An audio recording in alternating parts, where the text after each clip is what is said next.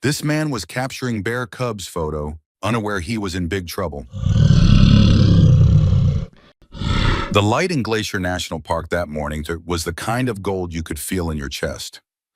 It washed across the frost-laced trees and pooled in the hollows of the land like honey, thick and slow. Matthew Harrison stood still in its glow, his boots rooted in the half-frozen earth beside a winding creek. He hadn't raised his camera once, not because there was nothing to see, but because for the first time in years he wasn't sure what he was looking for. At 42, Matthew carried the quiet exhaustion of a man whose purpose had become a photograph instead of a pulse. Once celebrated for capturing the raw soul of the wild, how wolves bared their teeth mid-howl, or how grizzlies caught trout mid-leap, he now found his fingers hesitating at the shutter. There was something hollow in the chase, a dull echo where passion used to reside. So he had come to Montana not with assignments or deadlines, but with a quiet, personal hope that something in the stillness might find him. The forest murmured around him, the crisp wind threading through the evergreens, and somewhere nearby, a stream gurgled under a crust of ice. He walked softly the way he used to when he was just starting out, when awe hadn't yet been replaced by ambition. The sun was barely above the treetops when he saw it, a small, dark shape near the edge of the creek. His breath caught. As he stepped closer, careful not to snap any twigs underfoot, he realized what it was. A bear cub, barely more than a few months old, curled in the frost-laced grass. Its ribs showed through its matted fur, and its flanks shuddered with each shallow breath. The cub's eyes were open but unfocused, its strength nearly gone. A strange urgency rose in Matthew, a flicker of something more ancient than fear. Slowly, instinctively, he reached for the camera hanging at his side, telling himself he could help after one photo. Just one, but then he felt it. A weight, a presence, a soft, deliberate nudge against the center of his back. He froze, a chill flooding his veins colder than the wind could ever manage. He turned his head slowly, heart hammering, and there she was. The mother. A full-grown black bear, towering and silent, her massive frame a study in restrained power. She didn't snarl, didn't charge. Her eyes, deep and steady, locked onto his and held him in place. They were eyes that held stories, worry, pleading, not for her safety, but for something else. Matthew didn't breathe. She stepped back, the snow crunching faintly under her weight, and turned toward the woods. Then she looked back at him, not with menace, but with expectation. She wanted him to follow. He didn't know how he made the decision, only that his feet moved. Maybe it was madness. Maybe it was grace. But he followed the bear into the forest, ducking under branches and stepping carefully over roots. The trees grew denser, the light dimmer. Every step was a conversation between faith and fear. Then she stopped. Ahead, beneath a thicket, another cub lay twisted and trembling, its hind leg clamped in the cruel steel teeth of an illegal trap. The snow around it was stained rust red, and the cub's cries, thin, hoarse, stabbed at something deep inside Matthew. He dropped to his knees, his breath fogging in front of him. The mother bear stood off to the side now, close enough to intervene if he harmed her child, but far enough to give him space. "Okay," Matthew whispered, hands trembling as he pulled his pack from his shoulders. Okay. He retrieved a small first aid pouch, his fingers fumbling with the zipper. The trap was old and rusted, but its grip was savage. He leaned in, speaking softly, soothingly, as though the cub might understand. "I'm here, just hold on." The cub thrashed once, weakly, as he touched the trap's lever. Matthew winced but pressed on, his muscles straining as he forced the mechanism open. The metal snapped apart with a groan, and the cub cried out, kicking its injured leg feebly. Matthew worked quickly, pouring disinfectant onto the wound and wrapping the leg with gauze. Blood seeped through, but the worst seemed to have passed. When he was done, he backed away slowly, his palms slick with sweat despite the cold. The mother bear stepped forward, nuzzling the injured cub gently, inspecting the leg as if to confirm it had truly been freed.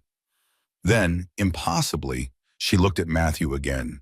Her eyes, those eyes, held something he couldn't name. Not gratitude in the human sense, but something older, a recognition of his choice to help instead of harm. He didn't reach for his camera, it lay forgotten in the snow. He simply sat there, breathing hard, watching as the mother bear lay down beside her cubs, wrapping them in the curve of her body. There was no fear between them, no barrier.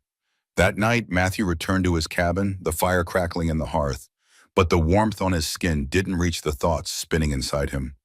He should have been terrified or thrilled, but what he felt was stillness, a deep, reverent stillness, and something else, connection. The wild had always been his subject, but today, for the first time, it had become his teacher. He couldn't sleep. Instead, he sat on the porch, the sky above him littered with stars, his camera still in his pack, untouched. He didn't review photos. He didn't upload anything. For once, he didn't feel the need to share. What had happened was not a story to be shown. It was a truth to be honored, and he knew with quiet certainty that tomorrow he would go back, not as a photographer, but as a man who had remembered how to truly see. The following morning broke softer than the last. Pale blue light spilled over the peaks like breath exhaled from the earth itself, and frost clung to the windows of Matthew's cabin in delicate fern-like patterns. He didn't touch his camera, not even to pack it. Instead, he tucked a container of oats, sliced apples, and smoked fish into his rucksack, along with the remainder of his medical kit and a fresh roll of gauze. His hands moved with certainty, a quiet rhythm that surprised him. Something in him had shifted, subtly but entirely. This was no longer about photography. This wasn't about the thrill of capturing a predator in motion or the pride of getting published on the cover of a magazine. This was about presence, about responsibility, about answering a call he hadn't even known he was waiting to hear. The trail back into the forest felt different today. He knew the way now, not just by landmarks, but by a kind of muscle memory, as though the woods themselves had stitched the path into his bones. The sun crept higher, filtering through the trees in slanted beams that turned the morning mist into drifting gold. Birds flitted between branches, and far off, something cracked softly in the underbrush. Life moving all around him, unbothered, unscripted. When he reached the creek again, he paused, scanning the clearing where he'd first seen the cub. Nothing. No sign of them. His heart thudded, not in fear, but in a quiet ache. Had they moved on? Did they think him gone for good? He crouched, set down his bag, and unpacked the offerings he'd brought, laying them on a flat patch of moss beside the half-frozen water. Then he waited. Minutes passed like hours. He heard every sound in those moments. The flutter of wings, the soft trickle of thawing snow, the beat of his own pulse in his ears. Just when the silence began to thicken into doubt, a rustle stirred in the underbrush. And then she appeared. The mother bear, slower than yesterday, more cautious, but with no signs of aggression. Her coat glistened slightly where it caught the sun, and her breath plumed in soft bursts. Behind her came the two cubs. The injured one limped heavily, but stood, walked, moved. Matthew's chest tightened. Relief rose in him like a tide. He didn't speak. He didn't move. He simply watched as the bears approached the food he'd left. She sniffed first, then the cubs followed. When the mother finally began to eat, slow, dignified bites of fish and apple, Matthew exhaled a breath he hadn't realized he'd been holding. He sat cross-legged a dozen feet away, hands resting palm up on his knees. No camera, no distractions, just him and them. For the better part of an hour they ate, and when they were done, they didn't vanish. The mother lay down near a sun-warmed patch of stones, and the cubs settled beside her, the injured one curling in tightly to its sibling. Matthew stayed too. He didn't want to break the fragile trust blooming between them. He had been granted entry into something sacred, something humans rarely witnessed without cages or zoom lenses. The wild had opened a small door, and for reasons he might never fully understand, it had let him in. Over the next days, a quiet rhythm formed. Matthew returned each morning with food and supplies, trekking the same path in silence. He cleaned the cub's wound, changed the dressing when needed, always moving slow, always murmuring soft words that meant nothing to the bears, but helped calm his own hands. Each time the mother watched with those dark, fathomless eyes, not judging, not warning, simply present. By the third day, the cub licked his hand once, just a flicker of a tongue, quick and curious. It felt like a benediction. Matthew didn't flinch. He only smiled. That night, back at the cabin, he lit the stove, brewed tea, and didn't so much as glance at his computer. His emails piled up unread. His editor's texts remained unanswered. Somewhere in the chaos of his previous life, people were likely wondering where he'd gone. But he hadn't disappeared. He'd finally arrived. By the fifth day, something even more extraordinary happened. As Matthew sat near the creek, watching the cubs play in the snow, one play and one hobble through attempts, the mother bear came closer. Not menacing, not abrupt, just closer. She padded forward, her eyes on him, and then she did something he would remember for the rest of his life. She sat, not far from him, not watching her cubs, watching him. Matthew's throat tightened. He could barely swallow. There were no bars between them, no tranquilizers, no artificial lens to buffer the fear. Just breath and earth and a shared understanding. He thought for a moment she might grow bored and turn away. But she stayed. Minutes passed. And then, with a low sound, half sigh, half rumble, she lay down in the snow, her body curling slightly toward him, her chin resting on her forearms. Not quite vulnerable, but unguarded. Matthew didn't know if he should weep or laugh, so he did neither. He simply breathed, tears prickling at the corners of his eyes, grateful beyond words. Each day after that, their time deepened. The cub's leg began to heal. It still limped, but the wound no longer bled. Matthew noticed more than the physical signs. He noticed how the injured one began to mimic its sibling again, chasing after sticks, tumbling in shallow snowbanks. The mother grew more relaxed, sometimes closing her eyes while he was near. Matthew caught himself smiling more than he had in years, his chest lifting with something that had nothing to do with work or legacy. It was joy, quiet, steady, healing joy. One afternoon after tending to the cub's leg, Matthew leaned back against a fallen log, his back aching pleasantly from the hike. Snowflakes began to drift down, slow and sparse. The bears didn't retreat. Instead, the mother bear approached, slowly, thoughtfully. He held still, every muscle alive with stillness. She stepped within arm's reach, then closer. Then she touched him, just once. Her paw, massive and furred and impossibly gentle, rested for a breath against his knee. It wasn't pressure, it wasn't dominance, it was acknowledgement, a goodbye maybe, or a thank you. And then she turned, nuzzled her cubs, and walked away, deeper into the forest's embrace. The cubs followed. Matthew didn't rise for a long time. Snow collected on his shoulders. His breath fogged before him. The prints she left behind were deep and clear, and already the wind was beginning to erase them. That night, back at the cabin, Matthew sat on the porch with a blanket around his shoulders and a cup of untouched tea growing cold beside him. He didn't pick up the camera, didn't write a single word. He watched the trees sway in the wind and felt more whole than he had in a decade. There would be no photo essay, no front page spread.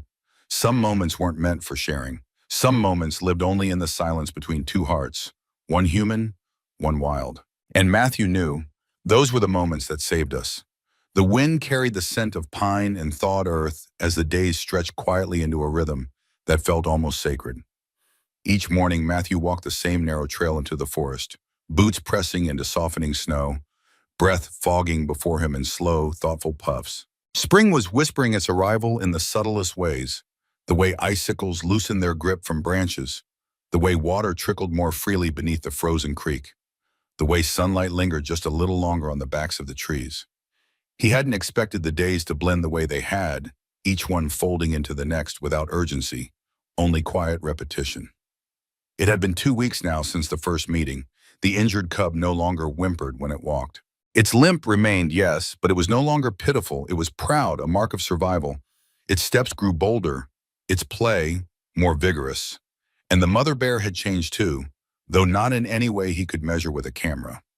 It was in the tilt of her head when she watched him, the slow blink she offered when he arrived, the way she let her cubs wander nearer without panic. Trust had not only been given, it had been earned, shaped by time and mutual silence. Matthew had never spoken of it to anyone. Not in a journal, not in a call. He hadn't posted on social media or drafted a proposal. This was not a story he needed to own. It was one he needed to belong to. And yet, The world he'd stepped away from had begun to stir at the edges of his solitude. On the 17th morning, as he stepped out of his cabin, he found a small note tucked under the rock beside his porch. No address, just handwriting he recognized immediately. Heading up for the weekend. You've gone dark. Be there Friday, Ben. Matthew stared at it for a long time, a familiar tension coiling beneath his ribs. Ben Porter was his closest friend, a fellow photographer and editor who'd known him since their days of sleeping in jeeps during assignment shoots in Kenya. Ben didn't take silence lightly, and Matthew, if he was honest, hadn't meant for it to last this long. But what could he say? That he'd spent 2 weeks nursing a bear cub back to health? That the mother bear now watched him the way an old friend might? He didn't know how to explain it without diminishing it.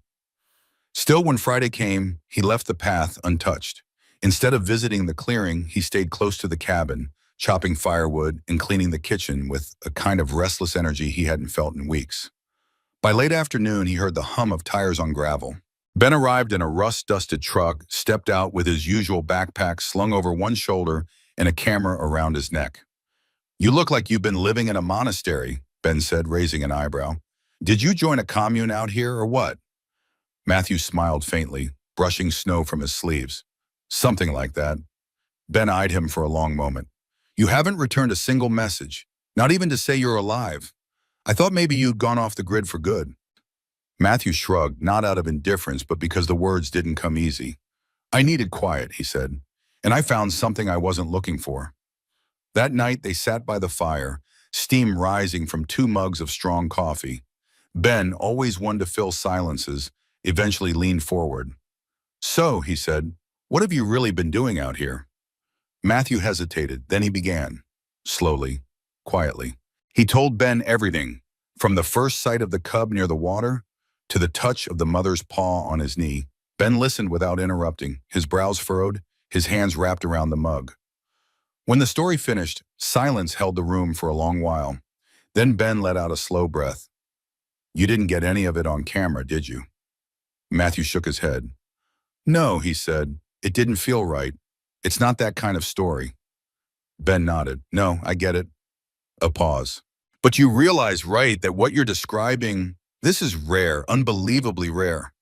Bears don't just let people close, especially with cubs." "I know," Matthew said. "That's why I didn't want to turn it into content. It's not mine to take." The next morning they hiked in together. Ben kept quiet, his boots crunching softly beside Matthew's. As they neared the familiar clearing, Matthew paused. "From here," he said, "no sudden moves, no raised voice. Let me go first." Ben nodded.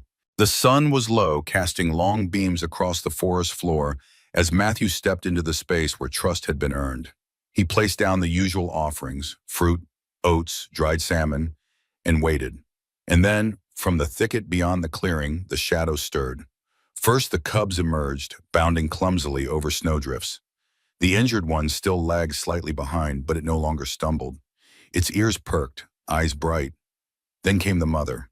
She moved with calm authority, her presence sending a hush over the space. She paused when she saw Ben. Matthew watched carefully, body tensing. But the bear did not retreat. Her head tilted. She looked from Ben to Matthew, and then she approached the food without alarm. Ben didn't breathe for a full minute. When she settled beside her cubs, close enough for Matthew to see the line of old scars on her shoulder, Ben finally whispered, "She knows you." "She trusts me," Matthew said softly. "For now." They stayed an hour. Matthew didn't speak much. Ben didn't raise his camera. It was enough just to witness. That night, back at the cabin, Ben sat on the porch staring at the dark sky. "You should write about it," he said finally.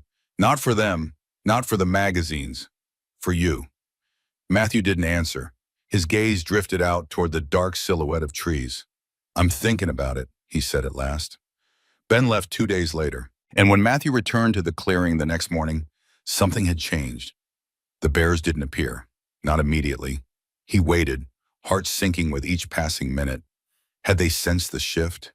Had bringing someone else broken something delicate?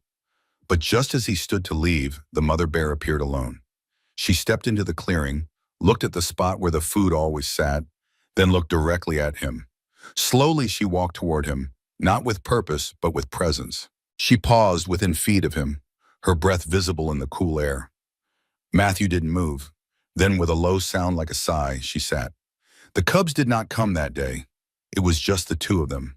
And that somehow felt right. A moment of stillness, of endings beginning, of quiet truths exchanged without need for language. That night, Matthew did something he hadn't done in years. He picked up his notebook, not to record data, not to write captions or draft an article, but to remember, just for himself.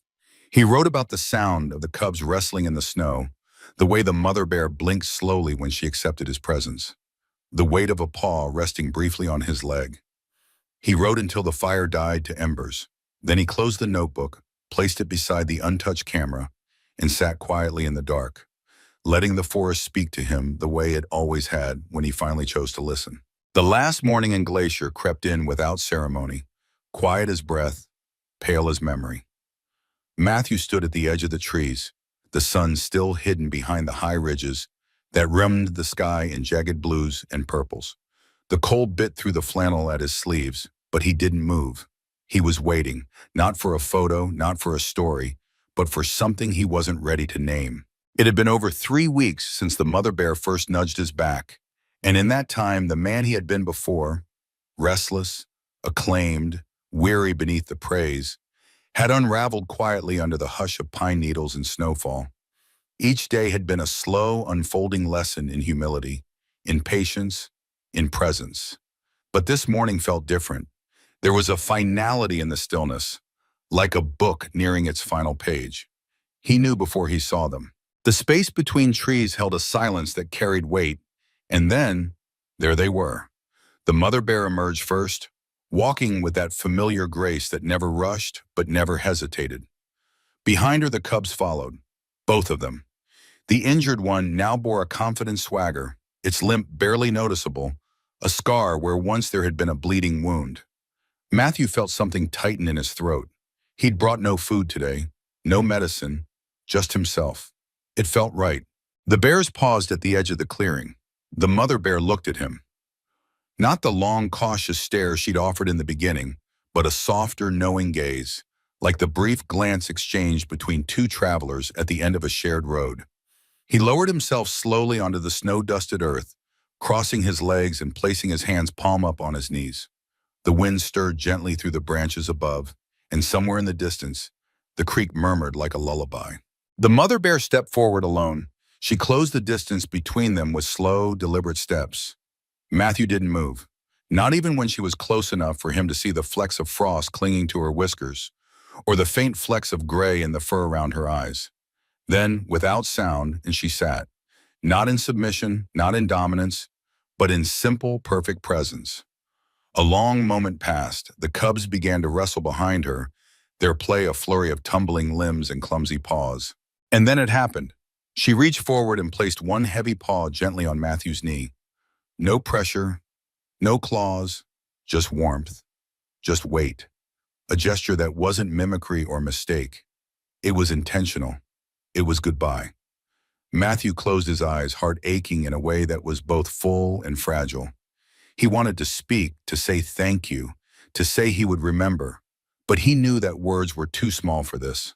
When he opened his eyes again, she had already pulled her paw away. She stood slowly, turned, and walked toward her cubs. Together, they disappeared into the trees, the snow swallowing the sound of their passing like a secret. Matthew remained sitting long after they'd gone. The sun finally broke the ridgeline and light spilled into the clearing like honey, turning the frost to diamonds. He didn't reach for his camera. He didn't need to. What he carried now wasn't meant to be captured. It was meant to be honored. When he finally rose and returned to his cabin, he moved slowly as if trying to stretch time, to hold on to the feel of the forest wrapping around him. The porch creaked under his boots as he stepped onto it, the same way it had on that first uncertain day.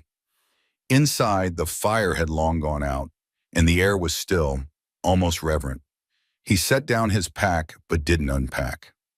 Instead, he brewed a small cup of tea, stood at the window, and looked out toward the line of trees where the trail began. He imagined them, far beyond sight now, moving as they always had, wild and beautiful and free. That night, as stars gathered like scattered ash across the sky, Matthew sat on the porch wrapped in a blanket, his camera beside him, untouched. He opened his notebook again.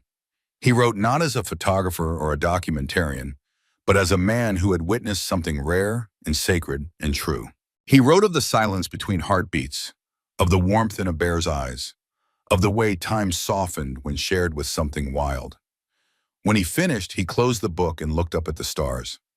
Somewhere out there, a mother bear watched over her cubs beneath the same sky. Somewhere, snow fell quietly over paw prints already fading. The world had not changed, but he had. He didn't know what came next or whether he would ever speak of this outside the pages of his notebook.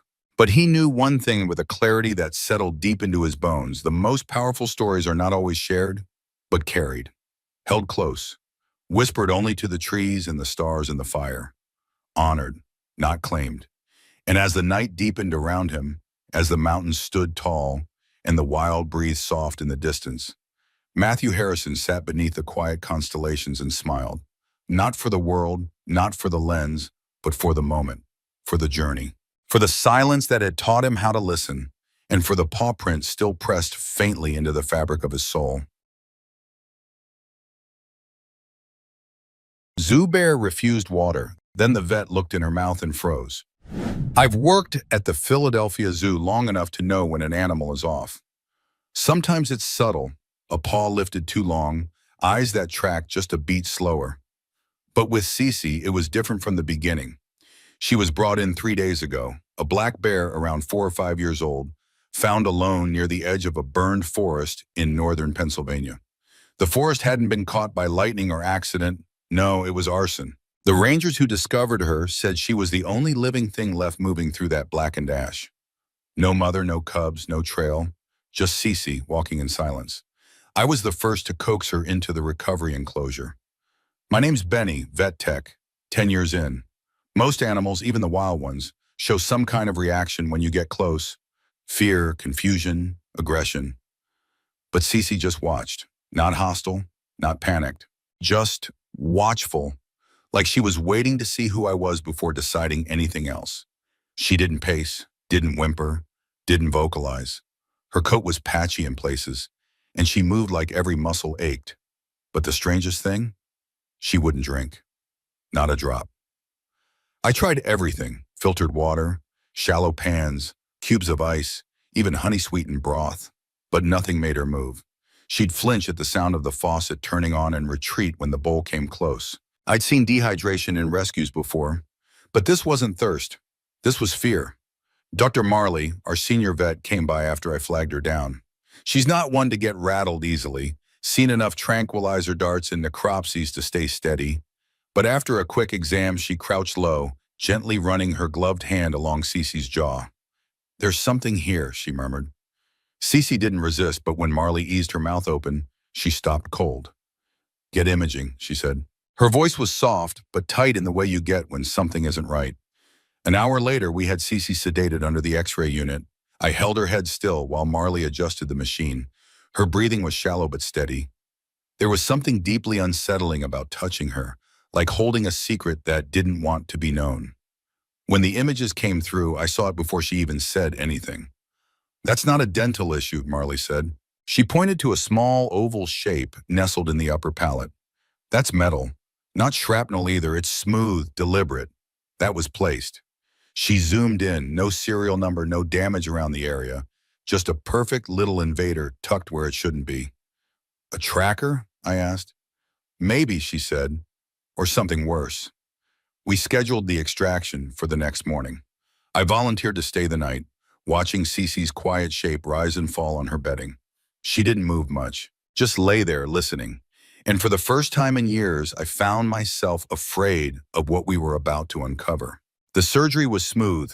Dr. Marley worked it quickly, her hands steady as she made the incision along Cece's upper palate. The bear didn't flinch, not once. It was as if she understood.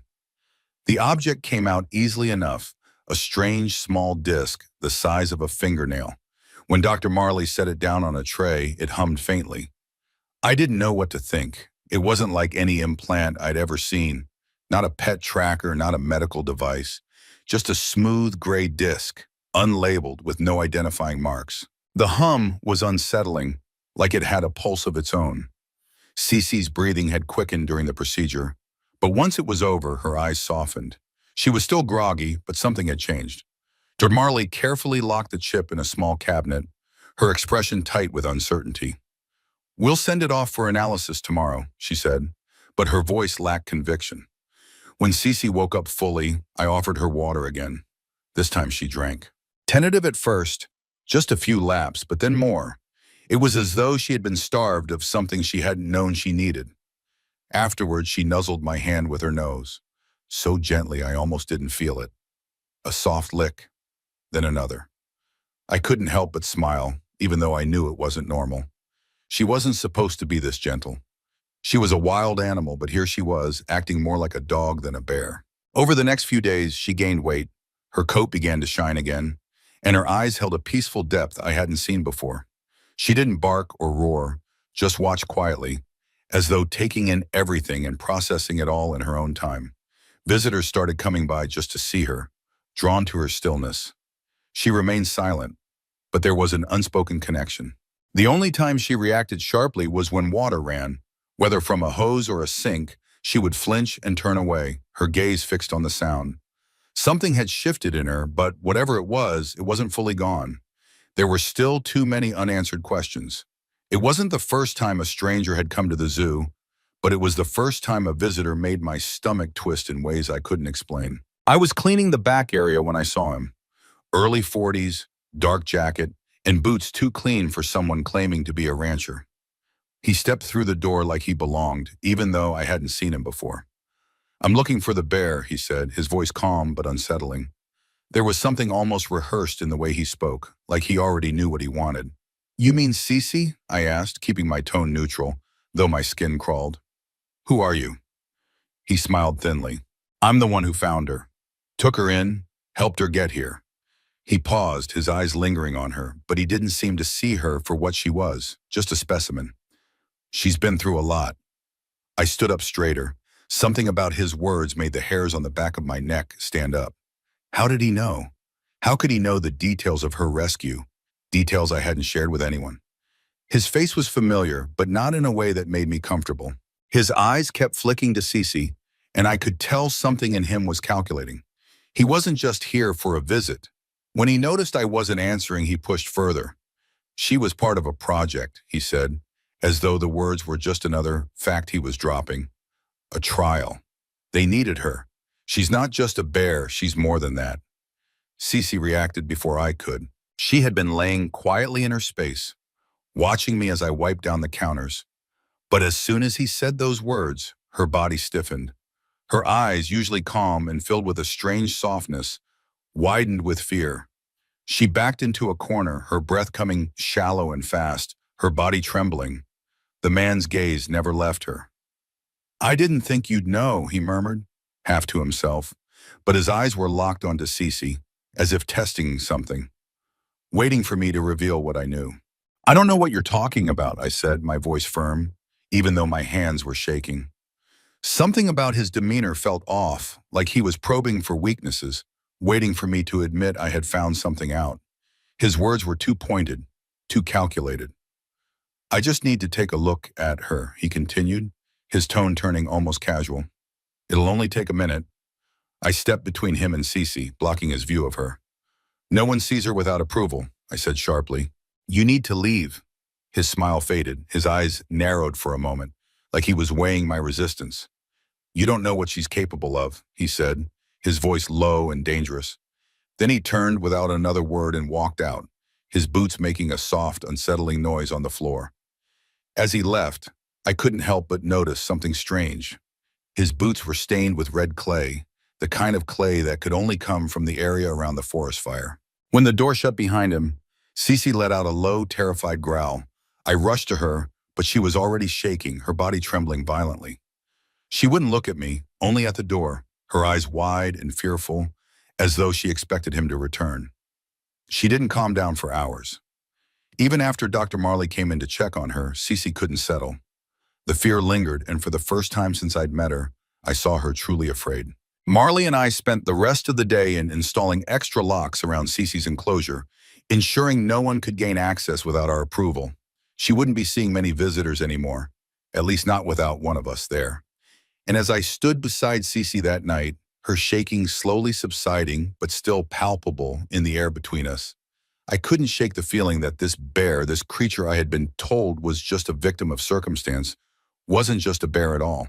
Whatever had happened to her before she ended up in our care, it was far from ordinary. The tension in the air around the zoo had become palpable in the days after the stranger's visit. Security had been ramped up, with cameras added around Cece's enclosure and more guards making their rounds. Dr. Marley and I were on edge, especially after that man left. We knew something was wrong, something deeper than we could understand. But what could we do? How far would they go to silence us? The questions weighed heavily on both of us. That night, when I locked up the zoo and headed to my office to finish some paperwork, I felt the familiar, unsettling feeling that something was off. I couldn't place it, but my skin crawled. Cece had been quieter than usual, her behavior reserved, as if she knew something was about to change. I finished up the last of the reports and locked the office door behind me, as usual. But as I walked toward the back of the zoo, I felt that same chill settle into my bones. When I arrived at the door to the office the next morning, the lock was damaged. My heart raced. I opened the door, and the first thing I saw was the cabinet where we kept the chip, the small, strange object that had caused us so much confusion and fear, standing wide open. It was gone. I froze, standing in the middle of the room, heart hammering in my chest. Someone had taken it. Cece, though, didn't react. She wasn't pacing or growling like I expected her to. Instead, she was standing at the edge of her enclosure, staring at me. Her eyes were calm, but there was something unsettling in them, like she knew exactly what had happened and was resigned to it. She wasn't worried. She wasn't afraid. She just watched silently, as if she'd been waiting for this moment. I rushed to Dr. Marley's office and informed him of the break-in. We combed through the footage from the security cameras, but the footage showed nothing. Just the usual silent darkness of the night, the quiet hum of the building. Whoever had taken the chip had done so without leaving a trace. Whoever they were good. Too good. That's when the letter arrived. It was left in the lobby, tucked between two flyers for upcoming events at the zoo. The envelope was plain, no return address. Inside, a single sheet of paper, written in black ink. Don't try to dig deeper about this. Leave it alone, or you'll regret it. I read it twice, feeling my pulse spike with each word. This wasn't just a warning, it was a threat, and it wasn't subtle. I looked at Cece, who was still standing by the edge of her pen, watching me as though she could see straight through me. I felt my resolve harden. Whoever these people were, they were coming for her. I wasn't going to wait for them to strike again. That evening, I made my decision. I couldn't stay here anymore. The zoo wasn't safe, and Cece was no longer just a bear I was caring for. She was a target. Dr. Marley supported my decision, though he didn't fully understand the depths of it. I packed a bag, gathered a few supplies, and loaded Cece into the truck. I didn't know where we were going, but I knew I had to get her far away from the zoo, somewhere secluded, somewhere quiet. We ended up at a cabin I knew, an old place in the mountains that had been passed down from my grandparents. It was isolated, surrounded by dense forest, and most importantly, there was no one around to ask questions. As I pulled up the long dirt road that led to the cabin, Cece shifted in the back of the truck. She raised her head, her eyes scanning the trees ahead of us. I could feel her body tense as she peered into the darkness of the forest. It wasn't fear, it was more like awareness. She was reacting to something that I couldn't see. I could tell she was attuned to something in the environment around her, something I couldn't detect. I didn't know what was going on inside her mind, but I felt a deep unease settle in my stomach. Whatever it was, Cece knew we weren't alone out here, and I couldn't shake the feeling that we hadn't escaped just yet. The days following our escape to the cabin had been quiet, but the tension in the air never fully dissipated. Cece grew more relaxed in the solitude of the mountains, but I could still sense the underlying unease in her. She was calm, yes, but not at peace. It was as if she was waiting for something, or someone. When I called my sister Hannah, a tech expert with a background in neuroengineering, I had hoped she could help us understand more about Cece's strange reactions. I didn't know how much she'd be able to assist from afar, but I needed answers. Answers I didn't feel comfortable finding alone. I didn't mention everything I'd learned so far about the chip, or the threats from the unknown people following us. I wasn't sure if I should involve her in that yet, but I knew that Cece needed more help than I could give her. Hannah had arrived by the weekend a few hours earlier than I expected. Her dark hair, now cropped short for practicality, was messy from the long drive, but her eyes were sharp, full of purpose as always. She carried a small bag with equipment, a few gadgets, and some tech I wasn't familiar with. "I've been reading up on this," she said as she unpacked her things, her fingers flicking through the page of a notebook. "The chip you described to me, it's not just for tracking, is it? You're not dealing with a simple pet collar here." She set a few devices on the cabin table, gadgets that looked like they belonged in a lab, not a cozy, isolated cabin in the woods.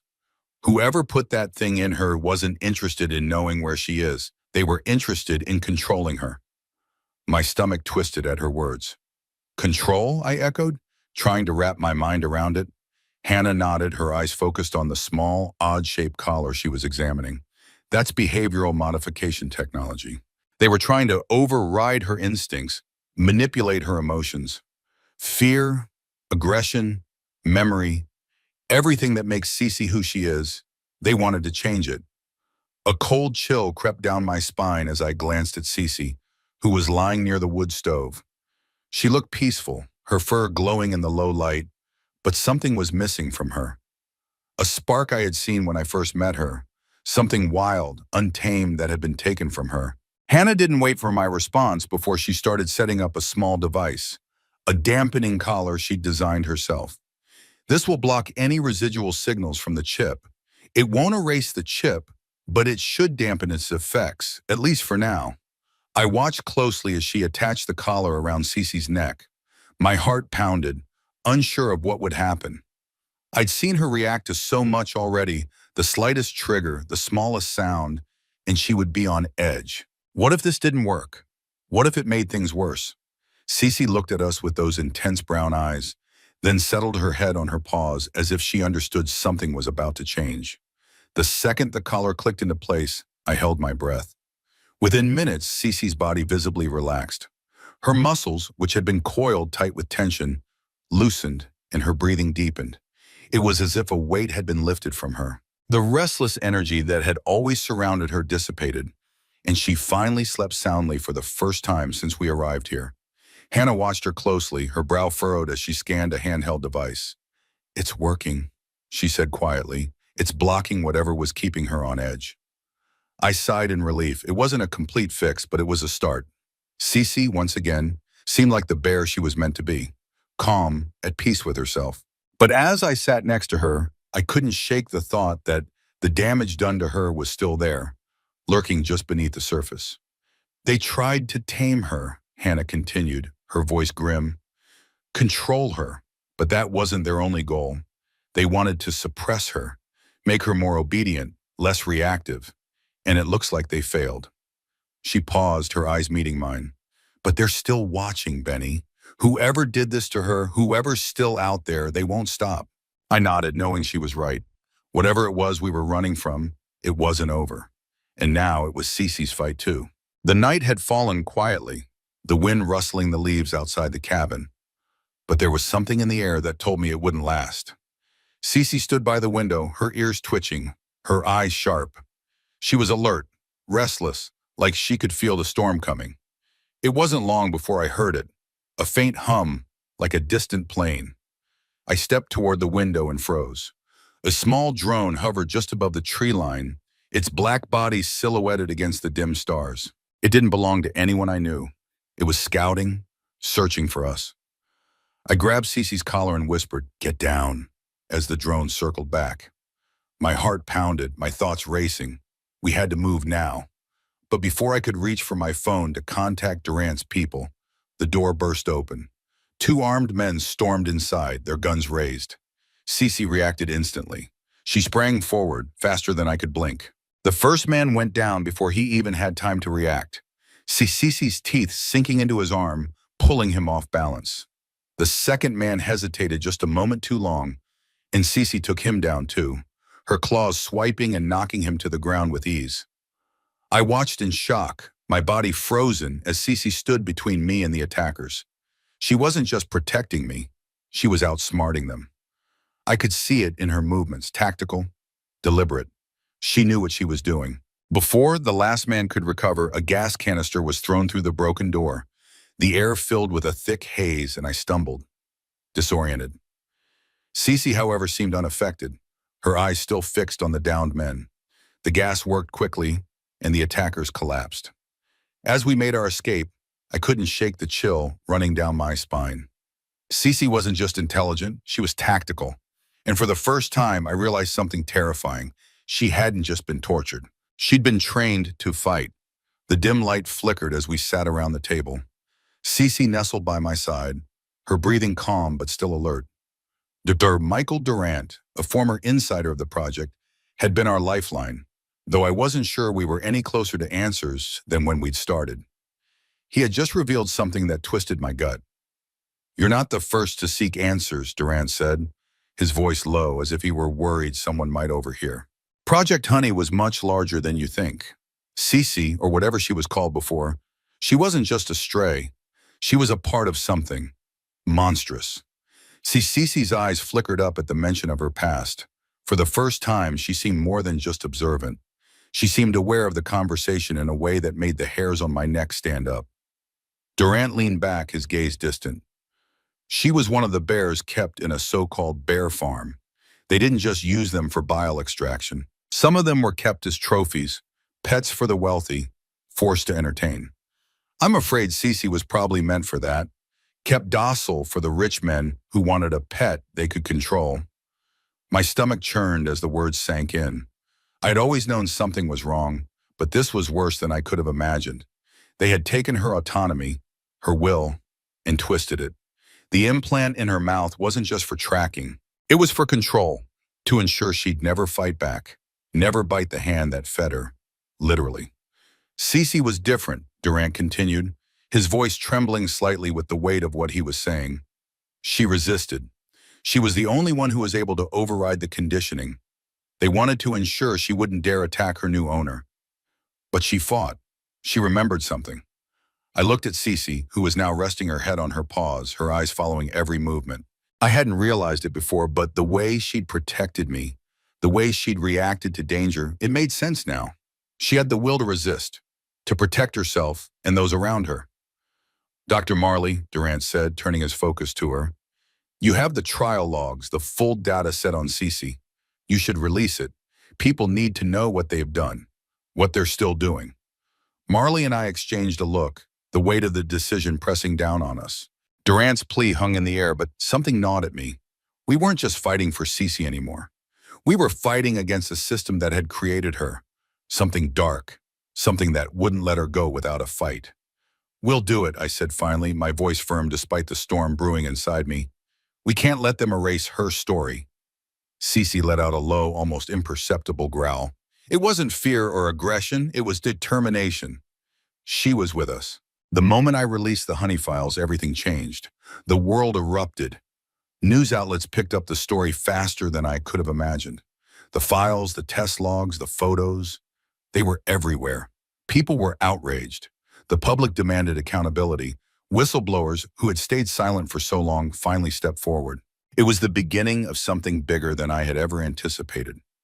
Federal subpoenas were issued, investigations were launched, and Morningside's hidden operation was finally being dragged into the light. But of course, retaliation was inevitable. It didn't take long for Channing Blanco to make his move. A video appeared in my inbox, chilling and cold, his face never fully visible, but his voice unmistakable. "Keep your mouth shut," he warned. His message was clear. Stop digging, or else. The video was a thinly veiled threat, and it was enough to make my skin crawl. But it wasn't the threat that kept me up at night. It was the next part of the video. A grainy clip from one of the old test trials showing Cece. She was restrained, terrified, eyes wide with panic as someone prodded her, forced her into submission. My stomach turned.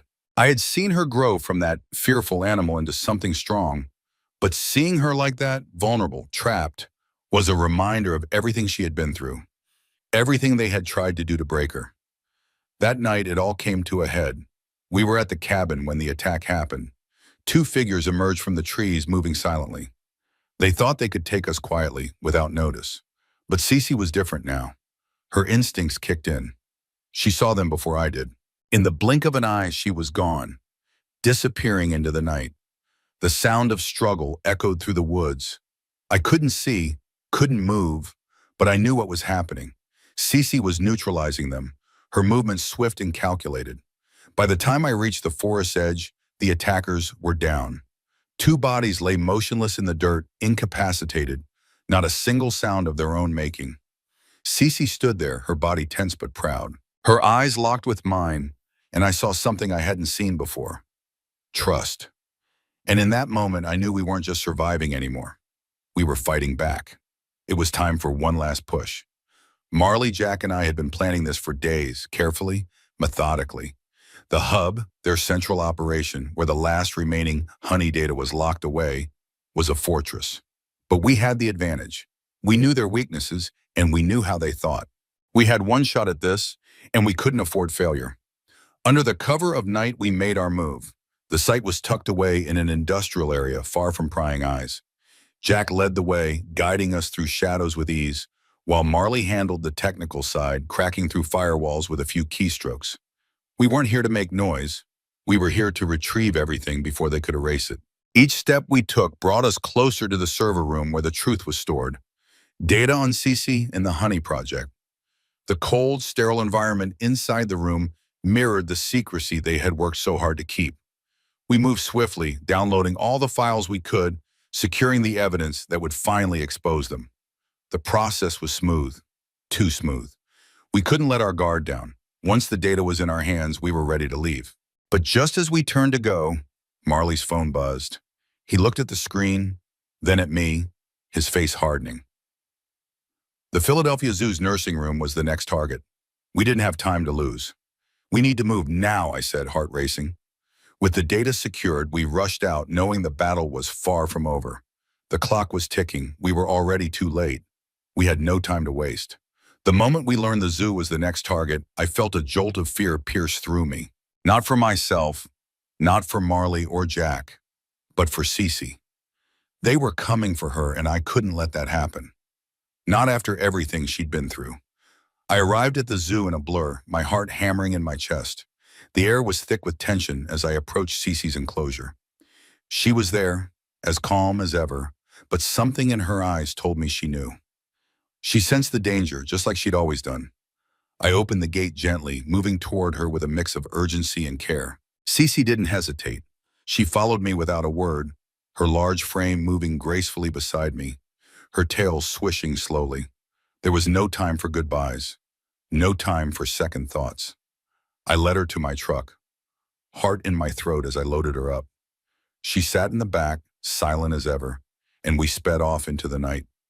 The road stretched before us, endless and dark. I kept my eyes fixed on the road, my mind constantly flicking between thoughts of Cece's safety and the looming threat behind us. My phone buzzed every so often with updates. Police were already closing in on the bad guys, arrests were being made, but that was secondary. I couldn't breathe easy until Cece was somewhere safe. We drove all night, barely stopping for gas, barely stopping for anything. When the Ohio Zoo took Cece in, I knew it wasn't a permanent solution. She wasn't just any bear, she was something far more precious, and this place could only offer temporary shelter. A day later, the phone rang. It was the Ohio Zoo. Cece hadn't been eating properly. She had withdrawn, becoming listless, her eyes far away. They suspected she was depressed. She missed something or someone, and I realized with a heavy heart what it was. She didn't just belong in Ohio. She belonged at the Philadelphia Zoo, where she had roots, where she was truly home. Cece's journey wasn't over. But as I prepared for her return to Philadelphia, I knew this. We had fought for her, and she had fought for herself. And now she was going to heal in a place where she could be truly free. The fight to protect the origin had come full circle. And for the first time in a long while, I allowed myself to believe that Cece had finally found her peace.